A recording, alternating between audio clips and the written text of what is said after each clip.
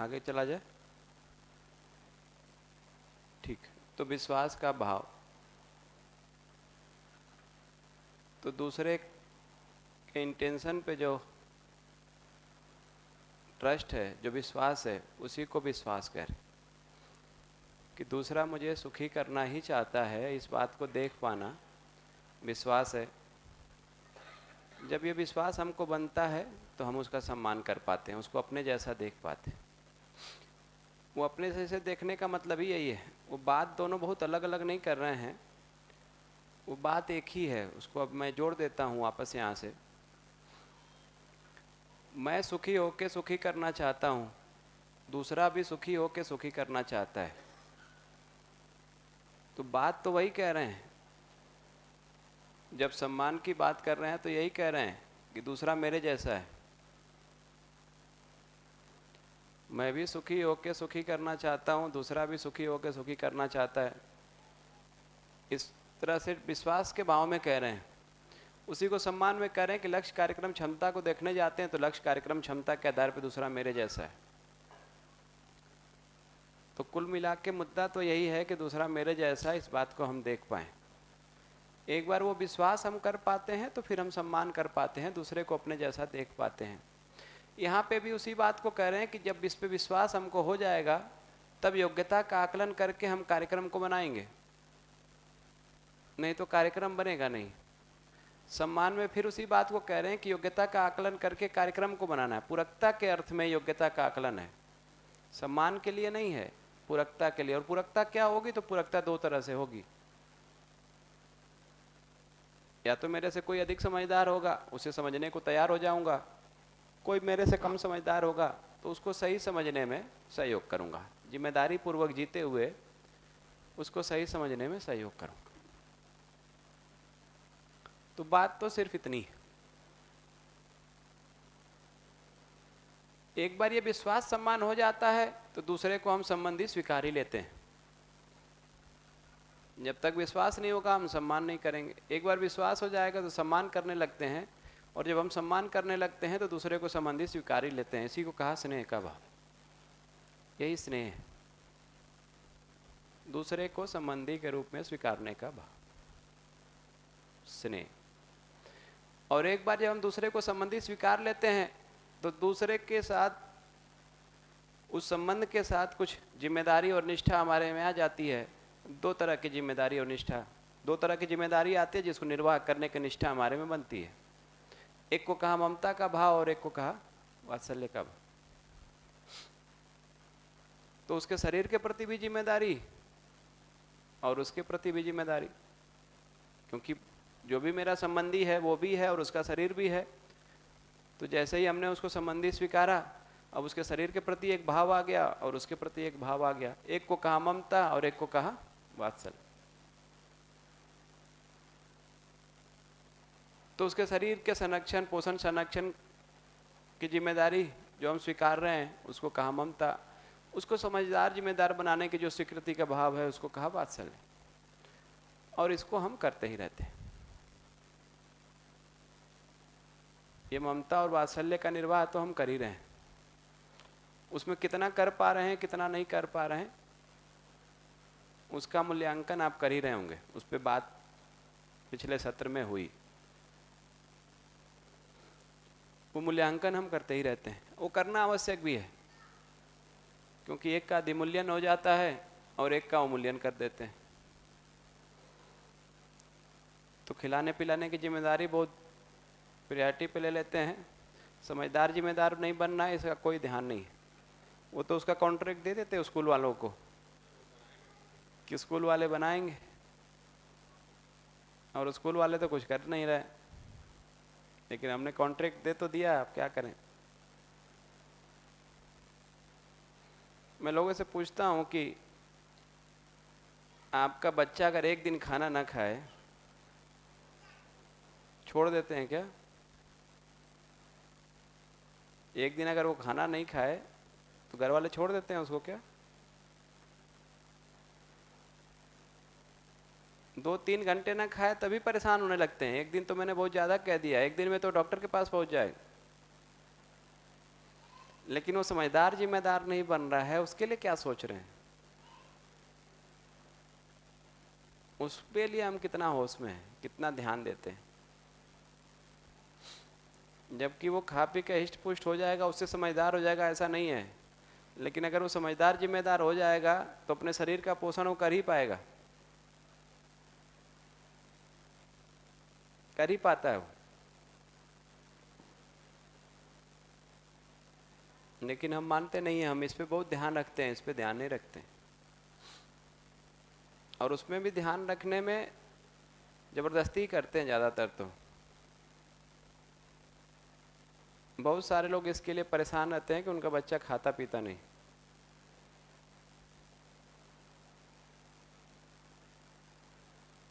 जबकि बच्चा खाएगा पिएगा नहीं, ऐसा तो होता नहीं है। बच्चे को जब भूख लग जाती है ना, तो 2 मिनट रोकना मुश्किल हो जाता है। लेकिन हम भूख लगने ही नहीं देते हैं। वो मेरठ में एक वर्कशॉप कर रहा था, वहाँ पे एक टीचर ने बताया कि भैया लोग परेशान होते हैं कि उनका बच्चा खाता पीता नहीं है, बहुत कोशिश कर रहे हैं खिलाने पिलाने के लिए। मेरे साथ मामला उल्टा है। हमने कहा क्या है आपके साथ? उन्होंने कहा कि मुझे अपने बच्चे को, अब 7-8 साल का हो गया है, बताना पड़ता है कि रहने दो, अब तुम्हारा पेट भर गया। ध्यान रखना पड़ता है, नहीं तो ज़्यादा खा लेगा वो। तो हमने कहा इसका मतलब है कि उसके साथ ज़बरदस्ती हुई है छोटे पे खाने के लिए। भाई बच्चे को भूख लगने हम नहीं देंगे। जैसे भूख लगे तब जब आप खाना खाएं तो पेट भर गया इसका पता चलेगा, और फिर खाना बंद करेंगे। अगर भूख ही नहीं लगी है और खाना खाना हो तो ये कैसे पता चलेगा कि पेट भर गया?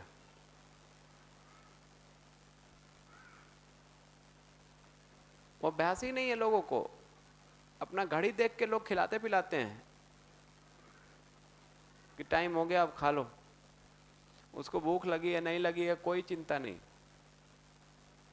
तो वो अधिमूल्यन हो गया इसका। और उसमें कर तो अधिमूल्यन रहे हैं, लेकिन उसमें जो कर रहे हैं उससे उसके शरीर का पोषण तो नहीं हो रहा है, शोषण हो जा रहा है वो। लेकिन कभी कभी ऐसा भी होता है कि बच्चे की भूख भोजन पर आधारित होती है, भोजन देख के भूख लगती है कि भोजन में क्या बना है। ऐसा केवल हमारे बच्चे का बेटे ही होता है, ऐसा नहीं हमारे है। बेटे के साथ होता है आपका। ऐसा केवल बच्चे का नहीं होता है। उन्होंने कहा भाई छोला बना है, पनीर बना है तो ज़्यादा खा लेंगे, लौकी बना है, कद्दू बना है, तोरई बना है तो खाएंगे ही नहीं कि भाई नहीं है भूख। ऐसा नहीं है, देखिए भूख जितनी होगी उतनी तो खाएंगे, कोई ऑप्शन नहीं होगा ना तो खाते हैं। ऐसा नहीं है कि नहीं खाते हैं, हम ऑप्शन दे देते हैं इसलिए नहीं खाते। हमको लगता है कुछ ऑप्शन दे दें। बहुत सारे लोग परेशान होते हैं बच्चा दूध नहीं पीता। बच्चा दूध नहीं पिएगा तो कौन पिएगा दूध? बच्चा दूध नहीं पी रहा इसका मतलब है कि बच्चे को दूध पीने के लिए जबरदस्ती किया गया है। ये मुझे सिंपल बात लगती है। और क्योंकि इसको मैं तो अब प्रयोग करके देख लिया 2 बच्चों के साथ, कभी जबरदस्ती तो नहीं करनी पड़ी दूध पीने के लिए या खाना खाने के लिए। जब भूख लगती है तो बच्चा मांग लेता है, खा लेता है, पी लेता है, उसमें क्या दिक्कत है? लेकिन हम लोग इसका बहुत अधिमूल्यन कर दिए हैं, जबरदस्ती करते रहते हैं, बहुत ज़्यादा खिलाते पिलाते रहते हैं, इतनी ज़रूरत भी नहीं है, और इसका अवमूल्यन हो गया है। उसको देखें, ये दोनों ही हमारी जिम्मेदारी है, इन दोनों को ही पूरा करना है, और सबके लिए ही पूरा करना है, केवल बच्चों की बात नहीं है। जो भी हमारा संबंधी है, एक संबंधी का दूसरे संबंधी के लिए ममता का भी भाव, और एक संबंधी का दूसरे संबंधी के लिए भी वात्सल्य का भाव, चाहे वो छोटा हो बड़ा हो बराबर हो कोई भी हो। ये भाव तो किसी में भी हो सकता है और किसी के लिए हो सकता है ना। ऐसा नहीं कि केवल ये बच्चे के लिए होगा। तो माँ का बच्चे के लिए ममता का भाव है, ठीक है, लेकिन वही माँ जब बूढ़ी हो जाती है तो बच्चे में उस माँ के लिए ममता का भाव होता है। खाना खाने से पहले पूछता है कि माँ ने खाया कि नहीं खाया। अब ये बच्चे में माँ के प्रति ममता का भाव है। एक संबंधी का दूसरे संबंधी के लिए ये दोनों ही भाव होते ही हैं, ममता और वात्सल्य। जिसको भी हम संबंधी स्वीकार लेते हैं ये 2 भाव आते ही। ये दो भाव आते हैं, ममता का भाव और वात्सल्य का भाव। और ये दो भाव आते हैं तो फिर दोनों को निर्वाह करना।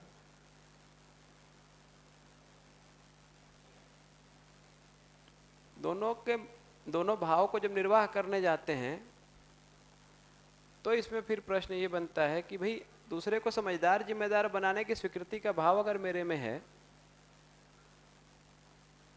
तो मैं दूसरे को समझदार जिम्मेदार बनाएंगा कैसे? कौन बनाएगा समझदार जिम्मेदार? अगर मुझे किसी को समझदार जिम्मेदार बनाना है तो क्या आवश्यकता है? सबसे जरूरी चीज क्या है? सबसे जरूरी चीज तो मेरी समझ है ना। मैं समझदार जिम्मेदार होऊंगा तब तो मैं किसी को समझदार जिम्मेदार बनने में सहयोग करूंगा, नहीं तो कैसे करूंगा?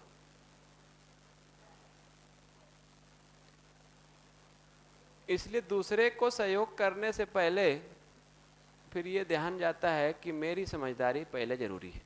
मैं समझदार जिम्मेदार हो जाऊं वो पहले जरूरी है। उसके लिए जो है अपनी समझदारी पे ध्यान जाता है कि मैं समझदार जिम्मेदार हो जाऊं। उस पे ध्यान जाता है तो हम श्रेष्ठता को देख पाते हैं कि मुझे श्रेष्ठता के लिए प्रयास करना है। कि श्रेष्ठता क्या है? वहां से श्रद्धा के भाव पे ध्यान जाता है कि श्रेष्ठता की स्वीकृति का भाव। फिर हम श्रेष्ठता को स्वीकार पाते हैं। जब तक अपने समझदारी पे ध्यान नहीं जाता तब तक हम श्रेष्ठता को स्वीकार ही नहीं पाते हैं। तब तक तो हम अपने को ही कुछ समझे रहते हैं। जब एक बार हम अपनी समझदारी के बारे में सोचना शुरू करते हैं, क्योंकि दूसरे को समझदार जिम्मेदार तो तब बनाएंगे जब हम सब खुद समझदार जिम्मेदार होंगे, तो वहां से श्रेष्ठता की तरफ ध्यान जाता है। और श्रेष्ठता की जो स्वीकृति का भाव होता है अपने में, उसी को कहा श्रद्धा। वही श्रद्धा का भाव। और फिर यहां से पता चलता है कि श्रेष्ठता क्या है। तो श्रेष्ठता तो यही है कि चार स्तर की व्यवस्था को समझना और इसमें जीना। यही श्रेष्ठता है, चार स्तर की व्यवस्था को समझना और उसमें जीना। यही श्रेष्ठता है या कुछ और है श्रेष्ठता?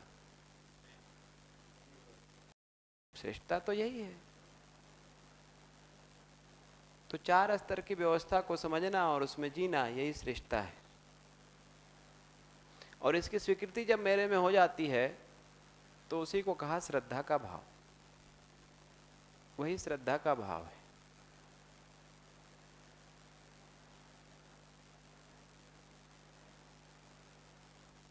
तो ये श्रद्धा का भाव जब मेरे में आता है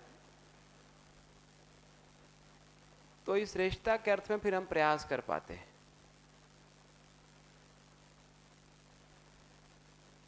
तब यहां से ये ध्यान आता है, एक दिन बात हो रही थी तो मैंने रोका था कि उस पर आगे बात करूंगा, कि जो श्रेष्ठता है और जो प्रतिस्पर्धा है, ये दोनों एक ही बात नहीं है।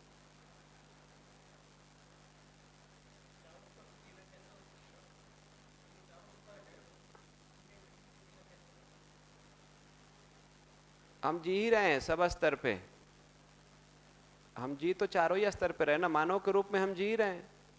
परिवार में हमारा जीना हो ही रहा है। समाज के एक इकाई के रूप में हम ही हैं। फिर प्रकृति के साथ भी हमारा जीना हो ही रहा है। चारों स्तर पे तो जीना हो रहा है ना।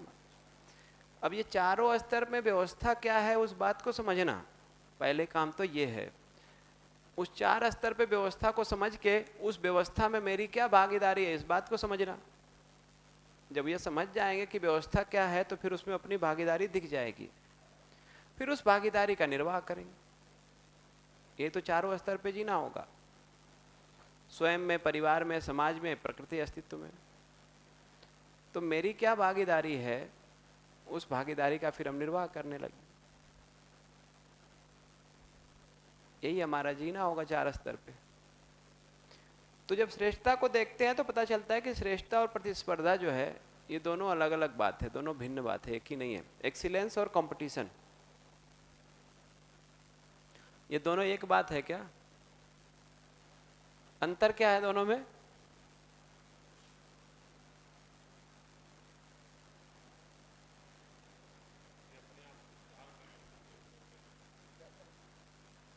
हो गया अपने आप को सक्षम बनाना, सुधार करना समझ पूर्वक, वो प्रतिस्पर्धा हो गया दूसरे से आगे निकलने का कंपटीशन, क्या मुझसे श्रेष्ठ है, या अहंकार को बढ़ाने के संबंध हो गया लगभग। तो अंतर यही है कि ये जो श्रेष्ठता के लिए हम प्रयास करते हैं ना, तो दूसरे को अपना जैसा बनने में हम सहयोग करते हैं या बनाने का प्रयास करते हैं कि दूसरा भी मेरे जैसा है। ये बात हमको दिखती है, और अगर कुछ मैंने सीखा समझा जाना है तो दूसरे को भी वैसा समझ में आ जाए, वो भी सीख ले, वो भी जान ले। तो श्रेष्ठता के लिए जब हम प्रयास करते हैं तो दूसरे को अपना जैसा बनाने का प्रयास करते हैं। लेकिन जब हम प्रतिस्पर्धा में लगते हैं तो ऐसा ही करते हैं क्या? प्रतिस्पर्धा में हम एक दूसरे को अपने जैसा होने से रोकते हैं। बहुत मोटी भाषा में मैं इसको कहूँ तो जब हम श्रेष्ठता के लिए जाते हैं तो दूसरे का हाथ पकड़ के चलते हैं, जब प्रतिस्पर्धा में लगते हैं तो दूसरे का पैर पकड़ के खींचते हैं।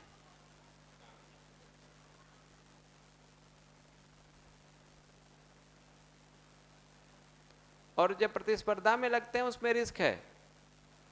श्रेष्ठता के लिए प्रयास करेंगे ना तो वो प्रयास बहुत सार्थक होगा, लेकिन प्रतिस्पर्धा में लगते हैं तो एक विरोध का भाव, एक द्वेष का भाव, एक ईर्ष्या अपने में बनता है दूसरे के लिए। श्रेष्ठता के लिए जब सोचने जाते हैं तो फिर हमको दूसरा संबंधी दिखता है, दूसरा फिर हमको विरोधी नहीं दिखता है। संबंध के भाव के साथ हम जाते हैं। मैं इसको अक्सर कहता हूं कि अगर किसी भी स्कूल में क्लास के अगर 2 टॉपर को अगर आप देखें, जनरली हर बार ही होगा ऐसा जरूरी नहीं है, लेकिन जनरली ऐसा देखने में आता है कि एक क्लास में 2 टॉपर होते हैं, फर्स्ट सेकंड रैंकर जो होते हैं, वो जनरली उनका आपस का संबंध बहुत ठीक नहीं दिखता। उसका कारण यही है कि एक आगे निकलना चाहता दूसरे से, दूसरा आगे निकलना चाहता है पहले से। मैं ये सोचता हूं कि अगर ये दोनों मिलके सोचते तो जितना वो समझ पा रहे हैं, सीख पा रहे हैं, उससे अधिक सीख पाते कि नहीं सीख पाते। लेकिन नहीं सोचते हैं ऐसे, जनरली नहीं सोचते हैं। 2 टॉपर्स एक साथ बैठ के नहीं पढ़ते कभी, या 2 टॉपर्स एक दूसरे को अपना नोट्स शेयर नहीं करते, क्योंकि कंपटीशन है, दूसरा भी जान लेगा। ये प्रतिस्पर्धा है। प्रतिस्पर्धा में समस्या क्या है ना, कि अगर क्लास के सभी लोग 60% से कम पा रहे हैं और एक बच्चा 60 पा गया, बस उसका काम हो गया, वो फर्स्ट हो गया क्लास में। प्रतिस्पर्धा में ये सोचना है कि दूसरों से हमको अधिक पाना है बस, या दूसरे मेरे से कम पाए, दोनों में से कोई भी प्रयास हो सकता है। एक्सीलेंस में ऐसा नहीं है। एक्सीलेंस में तो जितना भी सीखना समझना करना है वो सबको सीख समझ कर लिया जाए। किसी भी क्लास में जब हम पढ़ रहे हैं उसमें जितना कुछ पढ़ने का है, सीखने का है, समझने का है, उसको कर लिया तो वो एक तरह का प्रयास है जो श्रेष्ठता से जुड़ता है जाके। लेकिन अभी जनरली हम प्रतिस्पर्धा में लगे रहते हैं, बच्चों को भी लगा देते हैं, घर में छोटे छोटे बच्चों को भी लगाते रहते हैं प्रतिस्पर्धा में।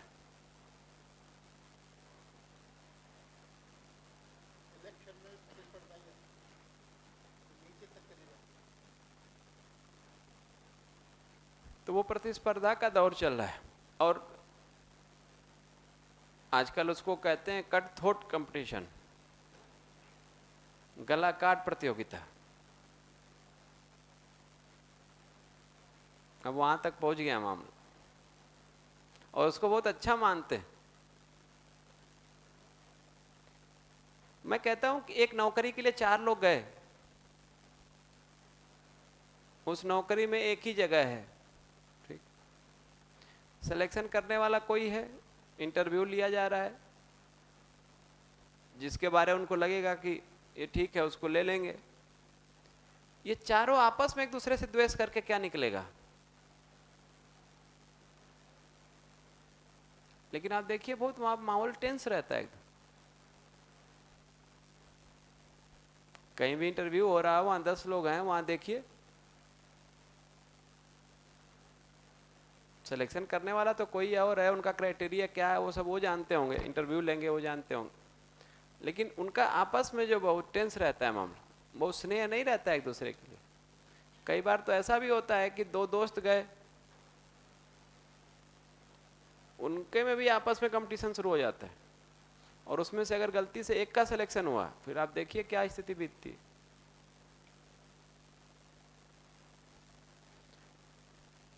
अभी मैं मऊ में जो एक टीचर्स का ग्रुप है जिनके साथ वीकली मीटिंग करते हैं हम लोग हर सैटरडे को, मेरे घर से 20-22 किलोमीटर दूरी पे है वो, वहाँ एक स्कूल है, किड्स किंगडम स्कूल करके है।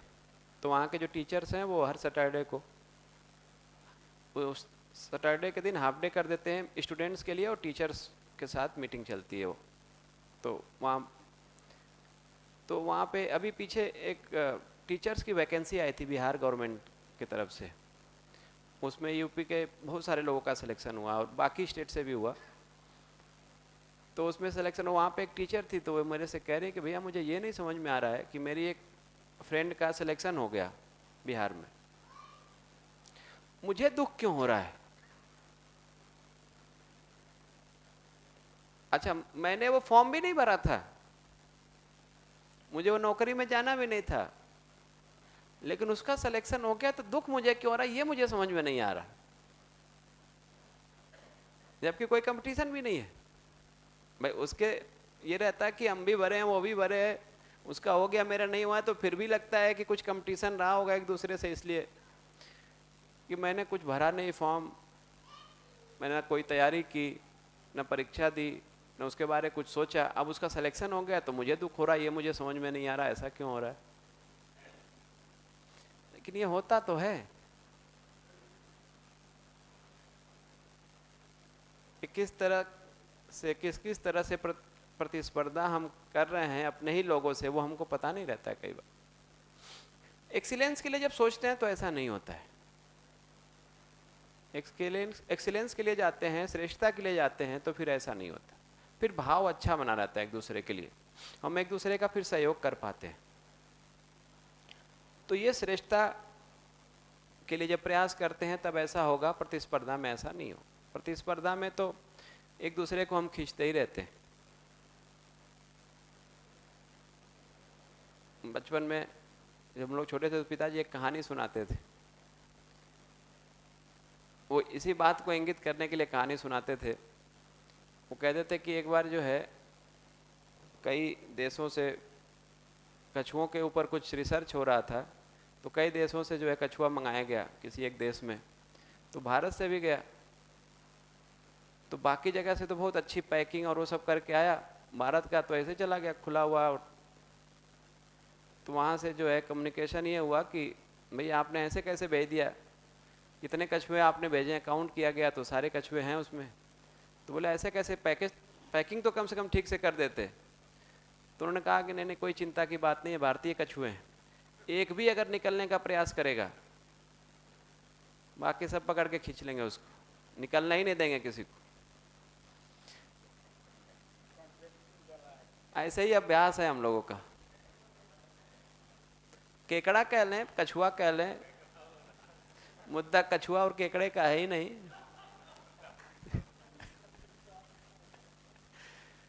मुद्दा तो जो है वो प्रतिस्पर्धा और श्रेष्ठता का है।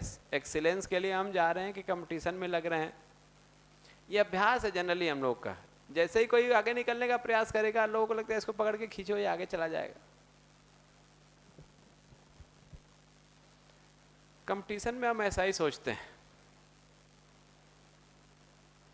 एक्सीलेंस के लिए जब सोचने जाते हैं तो संपूर्णता हमको ध्यान में रहता है, फिर स्नेह के भाव से हम एक दूसरे का सहयोग कर पाते हैं, नहीं तो खींचातानी करने लगते कि ये आगे निकल जाएगा वो आगे निकल जाएगा।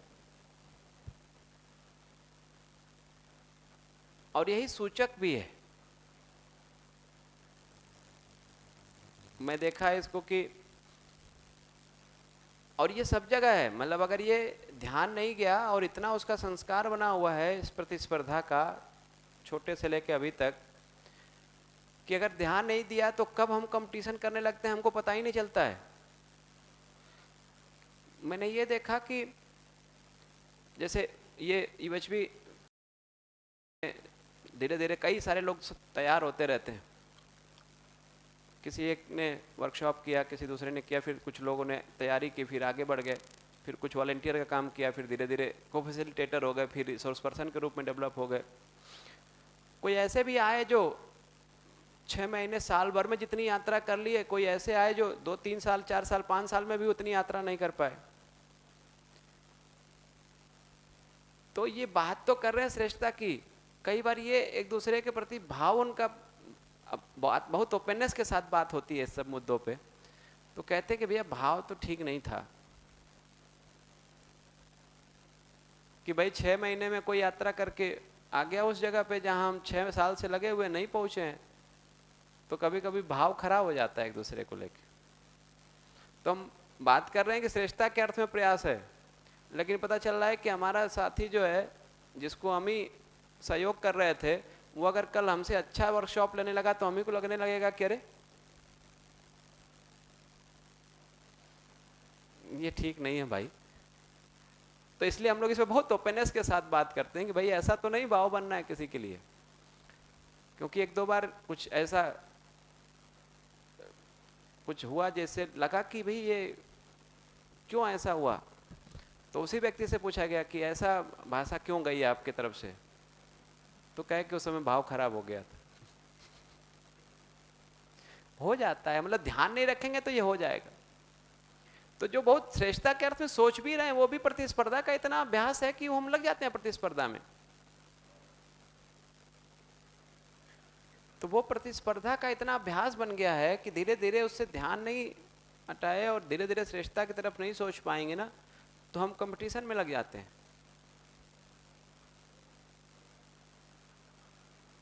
तो वो श्रेष्ठता के अर्थ में प्रयास है। और एक बार श्रेष्ठता के अर्थ में जब हम प्रयास शुरू करते हैं ना, उसी को कहा जब श्रेष्ठता हमको समझ में आती है तो उसकी स्वीकृति हमारे में होती है, और उसकी जब स्वीकृति होती है तो उस श्रेष्ठता के अर्थ में हम प्रयास करते हैं, और उस श्रेष्ठता के अर्थ में जो किया गया प्रयास है उसी को क्या कहते हैं? उसी को पूजा कह रहे हैं। तो श्रेष्ठता के अर्थ में किया गया प्रयास ही पूजा।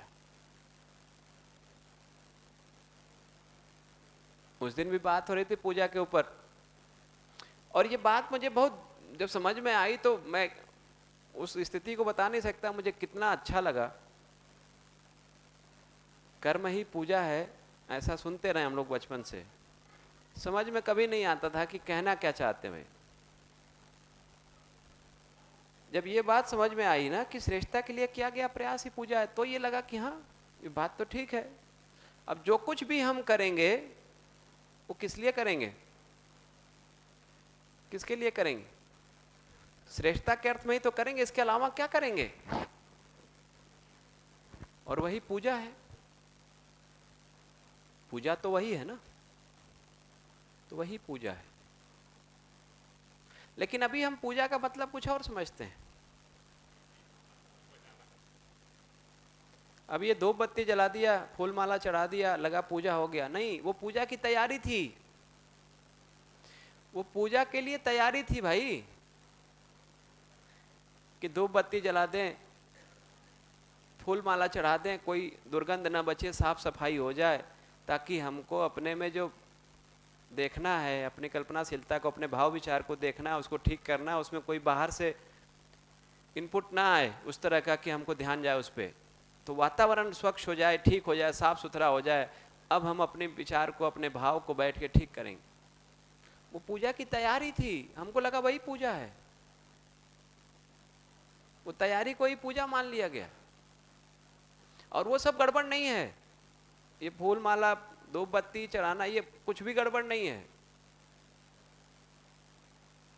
वो सब करना हो करिए, जिनको लगता है करना है करें, जिनको नहीं लगता वो ना करें। जो कर रहा है वो खराब कर रहा है, और जो नहीं कर रहा है वो अच्छा कर रहा है, या इसके वाइस वर्सा। दोनों ही मुझे लगता है कि उसमें आर्गुमेंट की जरूरत नहीं है। जिसको लगता है कि जरूरत है तो कर ले, जिसको लगता है उसकी जरूरत नहीं है ना करे, लेकिन पूजा तो करना पड़ेगा। 2 बत्ती जलाना है, फूल माला चढ़ाना है कि नहीं चढ़ाना, इतना ही भर का ऑप्शन है। अपने भाव विचार को ठीक करना है कि नहीं करना, इसमें ऑप्शन नहीं बचता फिर। इसमें ऑप्शन थोड़ी बचता है। तो वो फूल माला धूप बत्ती का ऑप्शन हो सकता है कि किसी को लगता है कि चला लें, चढ़ा लें, किसी को लगता है ना चढ़ाएं, कोई बात नहीं है। लेकिन अपने भाव विचार को ठीक करना है, ये तो कार्यक्रम मुख्य है ना। लेकिन हम उसको पूजा मान लेते हैं। एक बार हम एक वर्कशॉप में ही गए थे, एक मित्र हमारे, तो उन्होंने कहा कि थोड़ा भैया चलते हैं घूमने। हमने कहा ठीक है। तो वहाँ एक गोरखनाथ मंदिर है, नाम सुना होगा आप लोगों ने। तो बोले वहाँ चलते हैं, गोरखपुर में। तो गए, तो वहाँ गए तो गेट के बाहर जो है बहुत सारे दुकानें हैं वहाँ पे। तो ये बाकी प्रसाद ले लेते हैं। हमने कहा अच्छी बात है। तो प्रसाद ले लेंगे तो कौन सा लें, कई वैरायटी का होता है ना मिठाई, कौन सा लें। तो ये वाला ले लेते हैं, ये वाला बढ़िया, वो वाला। हमने कहा कि ये बताए किसके लिए चयन कर रहे हैं, ये तो पहले तय हो जाए ना, ये वाला लें कि ये वाला लें। हमने कहा किसके टेस्ट को देख रहे हैं, वो पहले तय हो जाए, क्योंकि वो ध्यान नहीं जा रहा। हम अपना टेस्ट को खोज रहे हैं कि ये वाला लेते हैं, नहीं ये वाला ले लेते हैं, चढ़ाना किसी और को है। तो वो जो भी लेना था ले लिया। अंदर गए तो ऐसा हुआ कि जा रहे थे लाइन में, आगे लोग कुछ थे, तो ऐसे लाइन जाती थी और ऐसे लौट के आते थे लोग, निकलते थे जो। तो उधर से निकल के एक महिला जो है बहुत दुखी हो गई, ये कहते हुए अरे 4 लड्डू निकाल लिया, बताओ। हमने कहा कि भैया आप तो देने ही आए थे, वो तो 4 ही निकाला, बाकी लौटा दिया। अब इतने कोई पूजा मान रहे हैं, भैया लड्डू खाना हो खाओ, कोई दिक्कत नहीं है, फूल माला धूप बत्ती चढ़ाना है चढ़ाओ, ठीक है। भाव विचार ठीक किए कि नहीं किए।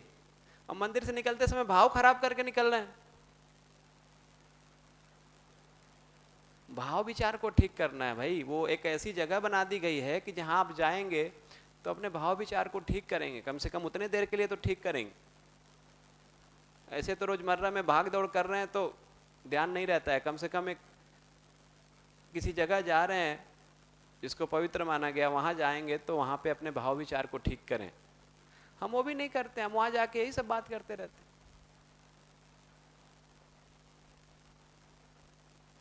और देखिए कितना सोचा है लोगों ने, उस पर मुझे ध्यान गया। मेरे परिवार का जो है मंदिर जाना, पूजा पाठ करना, इस देवी उस देवी के यहाँ जाना नहीं रहा परंपरा में। पिताजी उसका नहीं था और वो हम लोग में भी नहीं आया। तो शादी के पहले आसपास में जो मंदिर होंगे उसमें गया होऊंगा, लेकिन दूर किसी मंदिर देवी के यहाँ जाना है ऐसा नहीं रहा। विवाह के बाद जो है पहली बार इनके परिवार में ऐसा अभ्यास है उन लोगों का, हर साल ही किसी मंदिर और वहाँ जाते हैं। तो उन्होंने कहा कि वैष्णो देवी जाना। हमने कहा बढ़िया है। और वो इसलिए भी कि मैंने कहा कि उन्होंने कहा कि वैष्णो देवी जाना है, तो हमने कहा कि बढ़िया है, वैष्णो देवी का प्लान बना। उसके पहले हमने कहा कि वैष्णो देवी से पहले जो है अमरकंटक चलते हैं। तो वो दोनों हो गया। तो पहले तो हम लोग अमरकंटक गए, फिर वहाँ से लौट के फिर वैष्णो देवी गए। तो वैष्णो देवी गए तो वहाँ पे एक चीज़ मुझे बहुत, एक तो ये है कि पता नहीं 14 किलोमीटर कितना पैदल ही चढ़ा दिया। चले गए और वहाँ गए तो जो स्टैंड बने रहते हैं चप्पल रखने का, कि उसमें चप्पल रखना है। तो हमने कहा कि इतना मतलब भीड़ भाड़ है, इतने लोग आ जा रहे हैं, कौन चप्पल ध्यान रखता है। तो नीचे ही डाल दिया हमने चप्पल, और श्रीमती जी ने भी नीचे ही, उसके रैक के नीचे ही डाल दिया। कहाँ जो है उसको करेंगे। गए मंदिर, दर्शन हो गया, लौट के आए तो चप्पल गायब, मेरा भी और उनका भी। मैं देखता हूँ कैसे कितना बारीकी से लोगों ने सोचा है। चप्पल तो गायब हो गया। मम्मी बहुत खुश हो गई, बोले कि ये तो बहुत शुभ होता है, मंदिर से चप्पल चोरी होना ये तो बहुत शुभ है। और उससे भी शुभ ये बात है कि जोड़ी में चोरी हुआ है, पति पत्नी दोनों का चोरी हुआ है, और अभी नया नया विवाह हुआ है और इतना शुभ घटना घटी है, तो बहुत मतलब अच्छी बात है। तो मैंने कहा कि देखिए कितना सोचा है ना लोगों ने, कि ये मान्यता बना दी भाई चप्पल चोरी हुआ, अच्छा हुआ कि नहीं हुआ, खराब हुआ कि नहीं खराब हुआ, वो मुद्दा ही नहीं है। मुद्दा सिर्फ इतना है कि अगर एक मान्यता ये है कि मंदिर से अगर आपका चप्पल चोरी हुआ है तो शुभ हुआ है, उससे हो क्या रहा है? हो ये रहा है कि मंदिर में आप गए, अपने भाव विचार को ठीक किया, आपने कुछ प्रयास किया, लौट के चप्पल के कारण आपका मन खराब ना हो जाए, उस चप्पल के कारण आपका मन खराब नहीं हो जाए। इसलिए एक मान्यता ये बनाई गई है कि अगर चप्पल चोरी है तो शुभ है। कितना सोचा है बारीकी से लोगों ने। उस चप्पल से आपका भाव खराब हो सकता है, इसलिए वो चप्पल चोरी होना शुभ घटना है। क्या बात, मुझे कभी कभी तो लगता है कि कितना बारीकी से लोगों ने सोचा है भाई। एक एक मान्यताओं को इस तरह से लोगों ने बनाया है। ये मान्यता बिल्कुल सही नहीं है कि कुछ शुभ हो गया, मैं ये बात समझता हूं, लेकिन अगर इतना मान लेने से अगर आपका भाव ठीक रहता है तो मुझे लगता है कि उसमें कोई बुराई भी नहीं, क्योंकि चप्पल तो चोरी हो गया। एनीवे भी आपके पास ऑप्शन क्या है? दुखी हो जाएंगे तो मिल तो जाएगा नहीं ना, भाव खराब कर लेंगे तो चप्पल मिल तो जाएगा नहीं ना। एनीवे भी ऑप्शन क्या है आपके पास?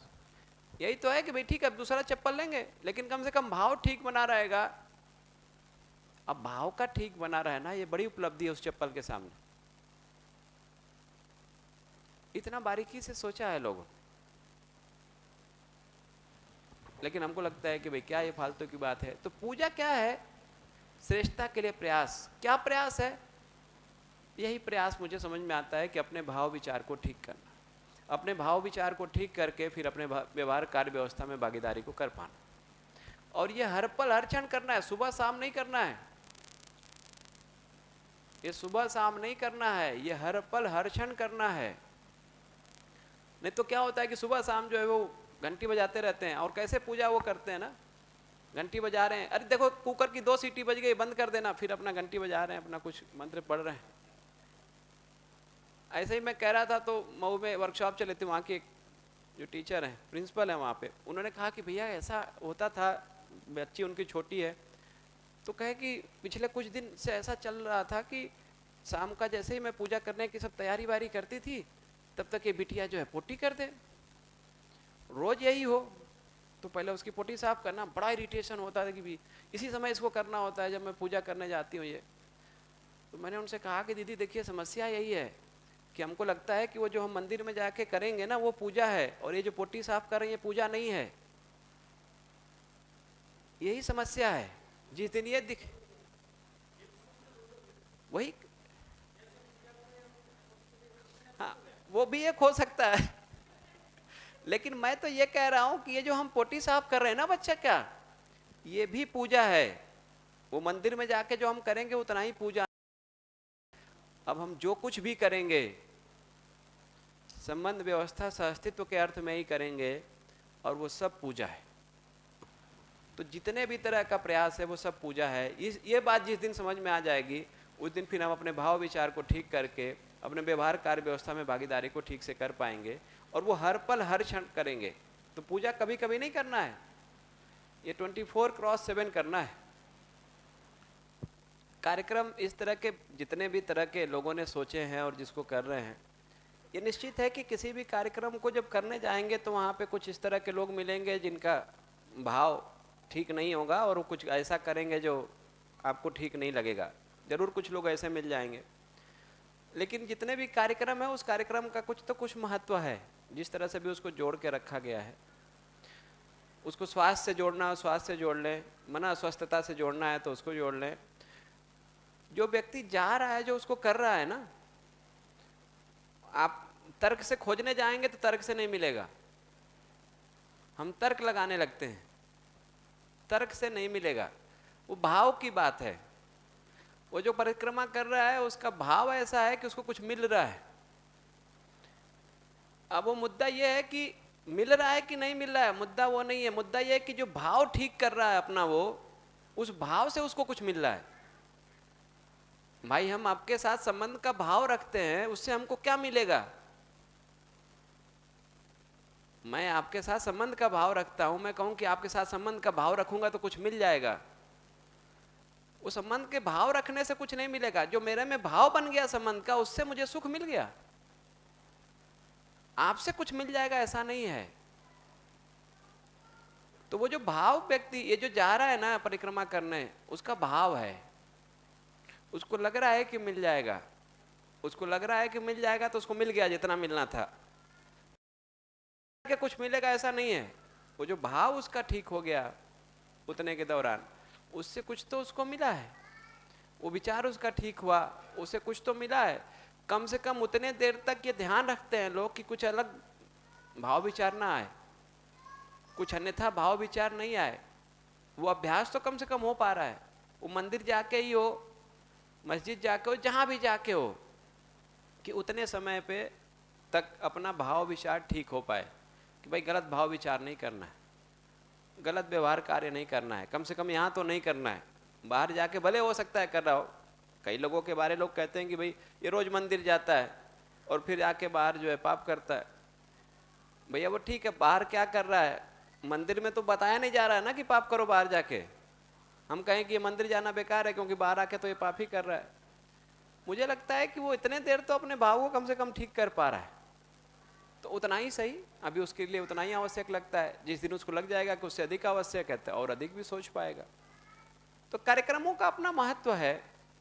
ये जरूर है कि वो कहीं ना कहीं सही दिशा नहीं मिल पाने के कारण कार्यक्रम रह जाता है, उसके पीछे का जो आशय है, जो पर्पज है, वो खत्म हो जाता है। वो जरूर है। अब जब हम उसको शुरू करेंगे ना, तो यही कर सकते हैं कि उसके पर्पज, जो व्यक्ति उस कार्यक्रम में लगा हुआ है, उससे बात करें, उसी से पूछें कि आपको पर्पज क्या समझ में आता है। उसको समझ में आता है तो उससे समझ लें, और ये ध्यान उसको दिला सकें कि भाई ये पर्पज है और इस पर्पज को ध्यान में रख के इसको आप प्रोग्राम को कर रहे हो या नहीं कर रहे हो। एक बात है। दूसरा, अगर उसको नहीं पता है तो हम कहीं से खोज लें कि किस पर्पज से एक प्रोग्राम किया जा रहा है, उसी को हम बता पाएँ कि भैया ये पर्पज है, उसके लिए आप प्रोग्राम जो कर रहे हो उसका पर्पज ये है, उसको आप कर लो। उसको कर लेगा तो उसका पर्पज सॉल्व होने लगेगा। जब उसका पर्पज सॉल्व होने लगेगा तो फिर धीरे धीरे एक पॉइंट पे उसको लगेगा कि इतने से हमारा काम नहीं चल रहा है, अब उसके आगे की बात सोचना शुरू करेगा। तो वो एक प्रोसेस तो है, ये नहीं कह सकते कि वो प्रोसेस ठीक नहीं है। हाँ, मेरे मतलब मैं इसको सोचता हूँ कि मैं भक्ति में तो मैं नहीं लग सकता, मेरा मेक वैसा नहीं है, मेक नहीं है। जिसका मेक भक्ति वाला है उसको आप कहें कि वो ज्ञान मार्ग में लग जाए, मुझे लगता है वो भी नहीं लग पाएगा। क्योंकि अगर मैं सोचता हूँ तो मुझे नहीं समझ में आता है कि मैं भक्ति में लग जाऊँ, तो मेरा मेक अगर अलाउ नहीं कर रहा है तो उसका मेक उसको भी अलाउ नहीं करेगा कि वो भक्ति वाला ज्ञान मार्ग पे आ जाए। मुझे तो वो नहीं समझ में आता है, वो संभावना नहीं लगती, क्योंकि मैं नहीं जा सकता, मुझे नहीं वो बात समझ में आती है, लॉजिकल नहीं लगती, प्रैक्टिकल नहीं लगती। प्रैक्टिकल नहीं लगती का मतलब मुझे अपने लिए नहीं लगती, लेकिन जो कर रहा है उसके लिए तो प्रैक्टिकल है। नहीं, बहुत कन्विंसिंग रिप्लाई। मुझे ये अपील किया कि ये मैं बार बार पूछता इसलिए रहता हूँ कि मुझे बार बार अंदर से पुराने संस्कार जो है ना, प्रवृत्ति वो आती रहती है। तो मैं ये बात तो मान गया कि तर्क से आगे भाव है ना। और इसकी माइक लीजिए हाथ में, इसके माइक है अपने इसके पास। बारे में हम भी बताना चाहेंगे अभी। हाँ, भैया को पूरा कर लेते एक मिनट मैं इसको पूरा कर लूँ। तो मैं कह रहा था कि देखो ऐसा कि इसमें मैं आपकी बात से सहमत हूँ कि इस ज्ञान मार्ग में खतरा भी है ये, कि हमको तर्क तो बहुत आ जाएगा, हम बात को दूसरे की काट तो सकते हैं तर्कपूर्ण तरीके से। जो समर्पण किया हुआ व्यक्ति है वो हो सकता है जवाब ना दे पावे, लेकिन इसमें अहंकार बना रहने का, पुष्ट होने की संभावना बहुत है। इसलिए बहुत सावधानी की जरूरत तो है। सावधानी हटी तो दुर्घटना घटी। समझ के अभाव में जो है, समझ के अभाव में ये बाजारवाद बढ़ने के कारण लोग फंसे हैं इस तरह की चीज़ों में जाके, और बहुत सारे चीज़ों का बाजारीकरण हो गया। मंदिरों में भी जिस तरह के अब लाइनें लगती हैं कि ये इतने पैसे वालों की लाइन है, उससे कम पैसे वालों की लाइन, ये अलग अलग जो वो है, वो सबको भी देखेंगे तो लॉजिकल ढंग से लगता है कि भाई ये तो सब बाजारवाद है, ये तो कोई बहुत लॉजिकल बात नहीं लगती है। तो क्या हुआ है कि वो समझ का काम हुआ नहीं, जो समझ का काम होना था वो मुख्य काम था, वो हुआ नहीं। और ये भय प्रलोभन अब उस तरह से लोगों का बचा नहीं। भाई तर्क आ गया ना कि भाई स्वर्ग नरक होता नहीं है तो क्या करें, तो पाप पुण्य बढ़ गया, पाप बढ़ गया। मतलब इसलिए जो कुछ भी गलत है जिसमें मैं फंसा हुआ हूँ, जो बाहर से ही आया होगा, मैं उसकी समीक्षा अपने में अपने लिए कर पाऊँ कि ये ठीक नहीं है, और कम से कम मेरे लिए तो ठीक नहीं है। बाकी वो दूसरे के लिए ठीक है कि नहीं, और वो पूरा कार्यक्रम बेकार है, मुझे लगता है कि इससे ना कुछ निकलता है ना उसकी आवश्यकता लगती है। पिताजी कर रहे हैं तो मैं ये भी नहीं कह सकता कि वो बेकार कर रहे हैं, उसका अधिकारी मैं नहीं। उनके लिए वही ठीक लगता है तो वो करेंगे, मुझे नहीं ठीक लगता है तो मैं नहीं करूँगा। तो मैंने कहा कि ठीक है, इसमें समस्या क्या है। अब आप कहेंगे कि भाई उससे करने से तो कुछ निकल नहीं रहा है। मैं कह रहा हूँ कि उसके नहीं करने से क्या निकल रहा है। भाई करेंगे तो कुछ निकलेगा ना, ये बात ठीक है, लेकिन हम कर ही लेंगे तो उससे क्या दिक्कत हो जाएगी। तो पिताजी कह रहे हैं कि लक्ष्मी पूजा करना है, तो हमने कहा कि नहीं करना है भाई, क्या उसे निकल तो कुछ नहीं रहा है, गरीबी तो उतनी है। मैं कह रहा हूं अगर मैं कर ही लूंगा तो उससे नुकसान क्या हो जाएगा? कम से कम इतना फायदा तो हो जाएगा कि पिताजी का मेरे प्रति भाव ठीक होगा। ये उपलब्धि तो है। फिर यही हुआ फाइनली। मैंने कहा भी देखो अकेला बेटा हूँ, अब वो उनका कर्ज माता पिता का चुकता नहीं है, उन्होंने तो जो कुछ था उससे ज़्यादा लगाया ही हमारे ऊपर, है ना, बिना कुछ अपेक्षा के। तो ऐसे में अपना भाव भी बनाए रखना है, ये जीन विद्या भी यही बोल रही है। तो ऐसे में उनकी संतुष्टि के लिए कर लेते हैं। ठीक बात है। तो जो समीक्षा होनी है ना, वो समीक्षा अपने में होनी है, और जो भी ठीक नहीं है उसकी समीक्षा हो जाए, जो भी मान्यता है उसका मूल्यांकन हो जाए सही सही, वो अपने लिए जरूरी है। उसको अपने में किया जाए, अपने लिए किया जाए। दूसरों के लिए उस निष्कर्ष, मेरा निष्कर्ष दूसरे के काम नहीं आएगा, मेरा निष्कर्ष जो है मेरे काम आएगा। दूसरे वाले की दृष्टि डेवलप की जाए कि दूसरा वाला उस दृष्टि से देख पाए और वो खुद ही मूल्यांकन समीक्षा कर पाए और अपने लिए सही रास्ता निकाल पाए, सही निष्कर्ष निकाल पाए। तो अगर कुछ हम कर सकते हैं तो किसी की दृष्टि को डेवलप करने में उसका सहयोग कर सकते हैं। उसकी जब दृष्टि डेवलप हो जाएगी, वो खुद ही देख पाएगा कि क्या सही है और क्या सही नहीं है। जो सही है उसको लोग करने लगेंगे, जो सही नहीं होगा वो छूट जाएगा समय के साथ। तो मुझे लगता है कि इतनी बात करके रोक लेते हैं, समय ज़्यादा हो गया है।